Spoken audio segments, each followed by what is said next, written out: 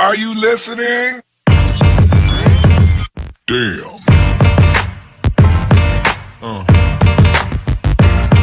Yeah. Yeah. Another episode of Trash Talk. I'm TJ O'Connor. With me, as always, Damian the Wolverine Hill. And Trash Talk is being joined tonight by the lucky Sean McPadden, 2019 Professional Fighter of the Year for Trash Talk.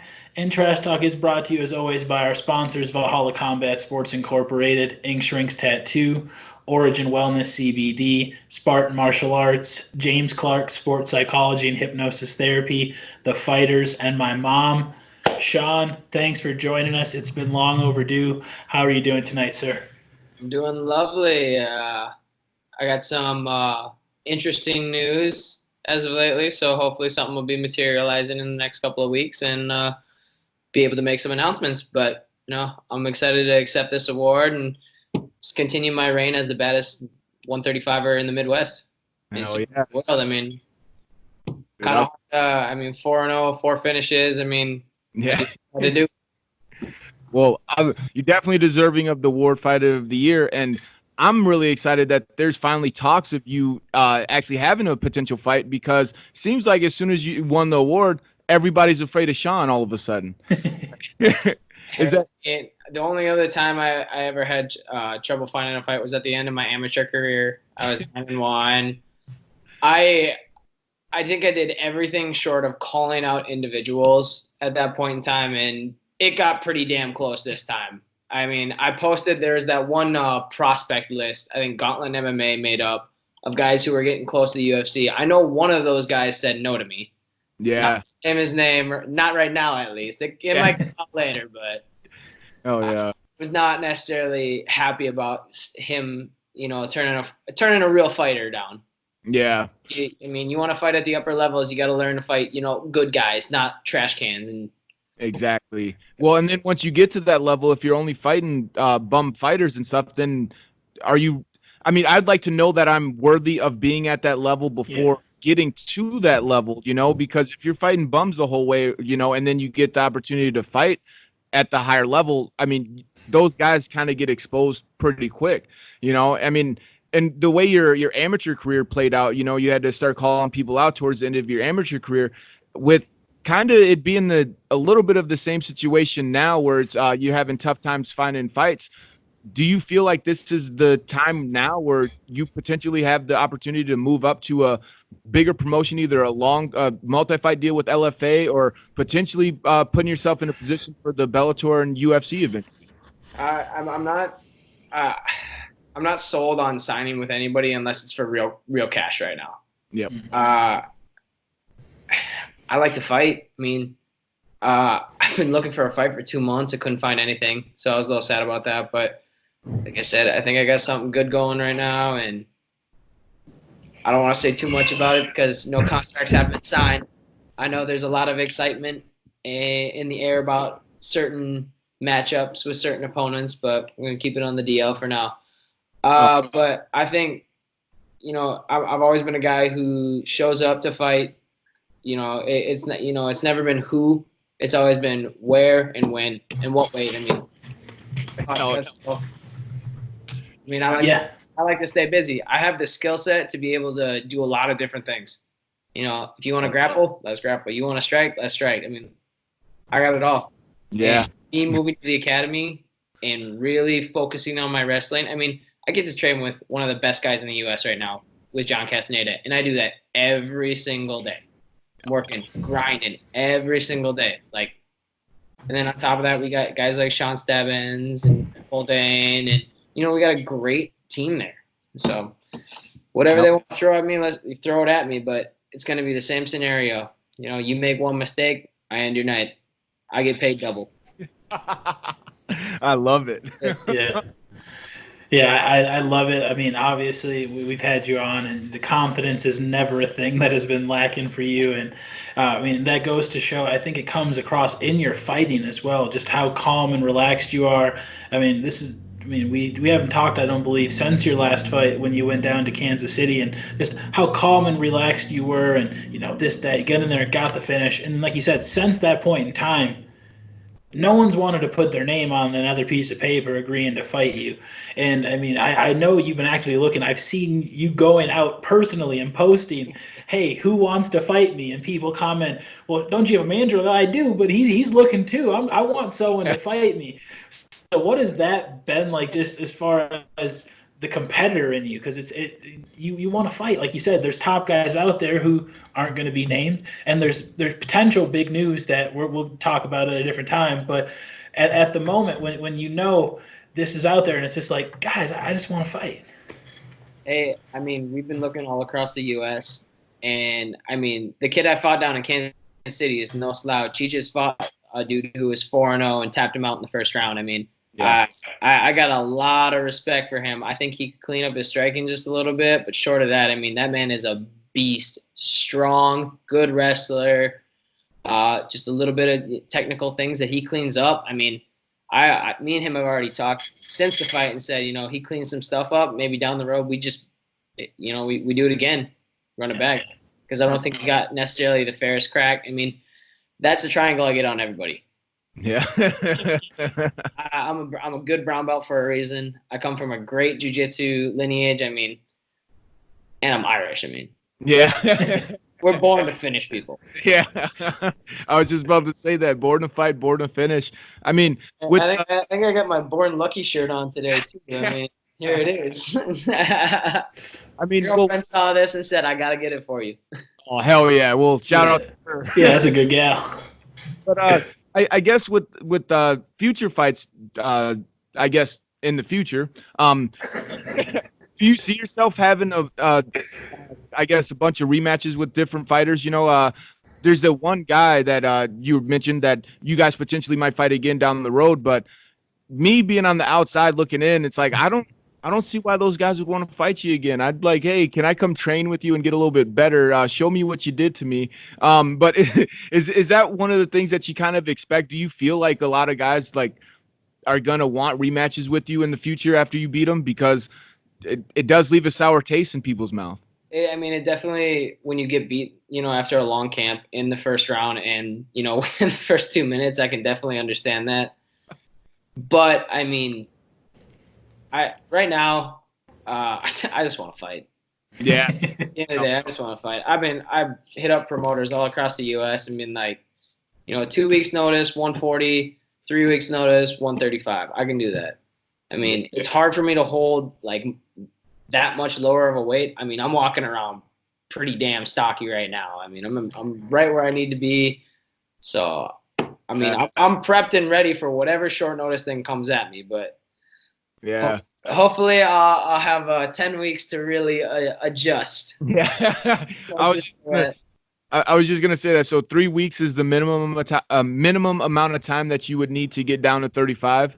But I guess having extra weeks isn't gonna hurt. I mean, not hurt, but it's probably gonna make you a little bit more happy getting the weight off a little bit more gradually.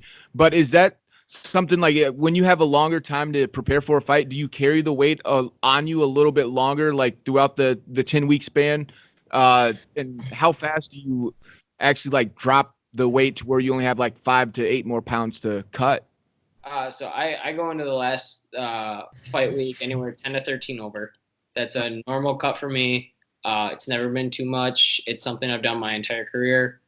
That's just normal for me. I like to stay above. I'm usually about 20 pounds over up until about.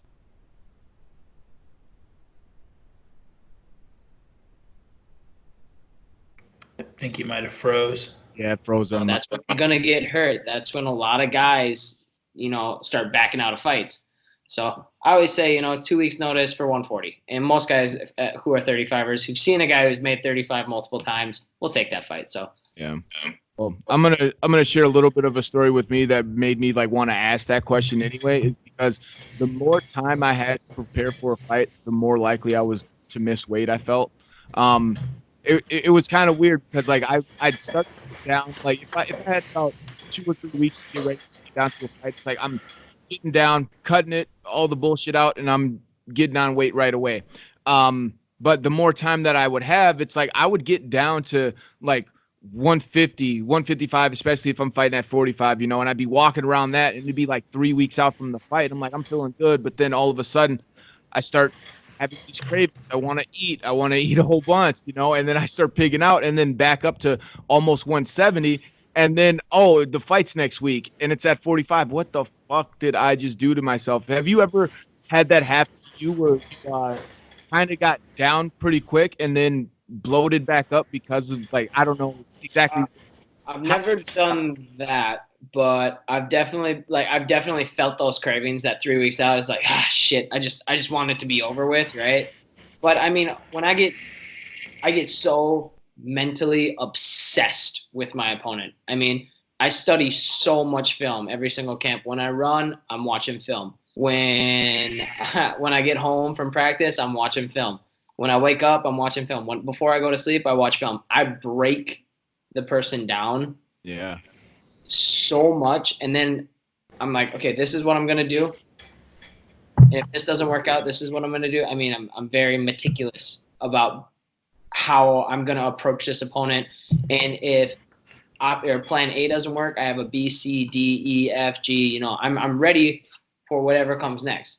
And I think that's that's just me. That's how I like to think about it. I like to have a good idea of what my opponent's going to bring. Yeah, I mean, I'm there. As for the weight thing, though, I mean, I've always been pretty good about just staying over, like, not too much. 20 over 3 weeks out, I can do it. I don't mind. Okay. I was 30 over 3 weeks out for one fight, and that's the only fight I've ever missed weight for. And that was the only fight I've ever been knocked down into. So, oh wow, yep. I learned my lesson on that one. Oh yeah, okay, good. I'm glad that you did.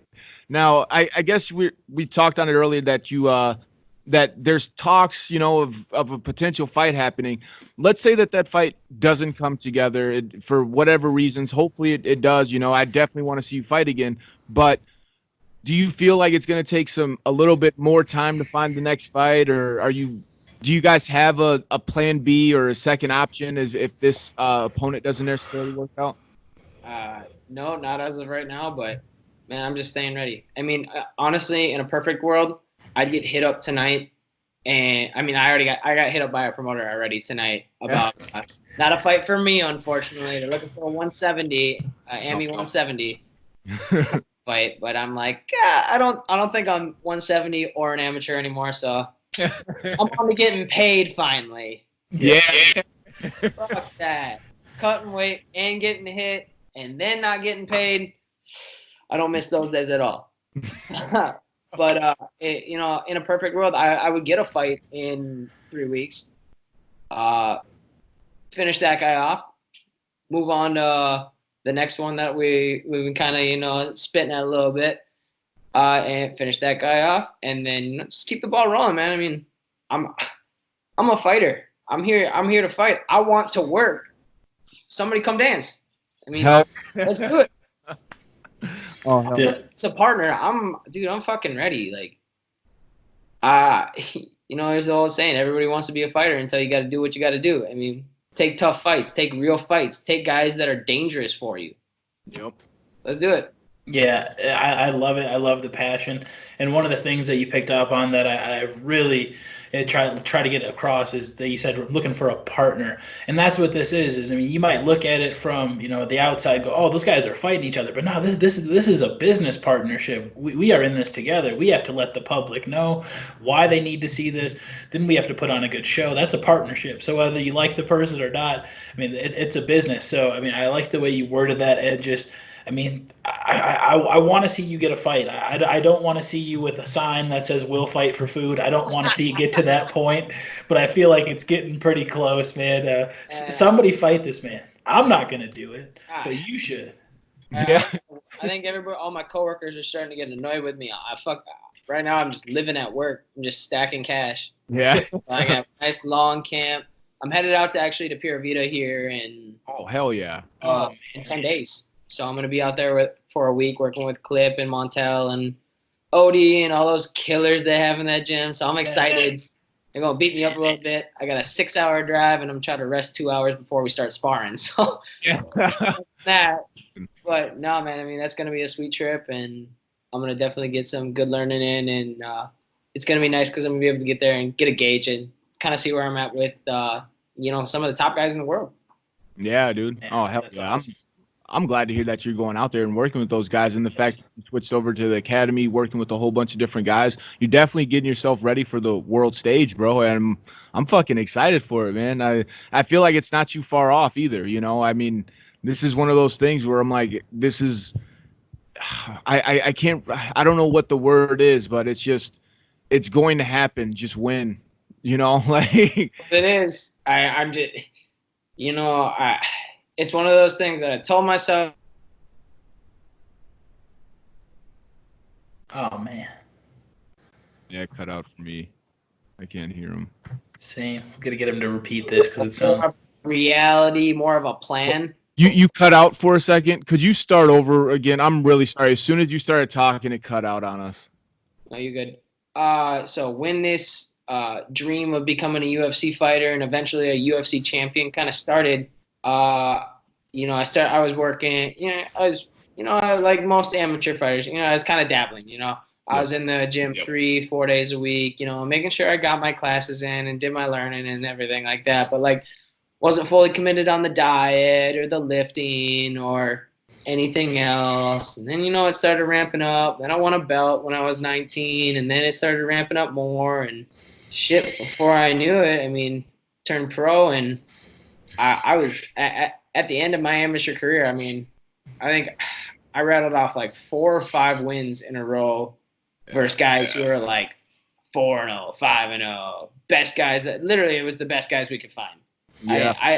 I told my management at the time, I don't care who they are. I just want the toughest son of a bitch you can find. Just a mean old nasty motherfucker. And I was even taking fights at 45 at the end of my amateur career. That was just like cats.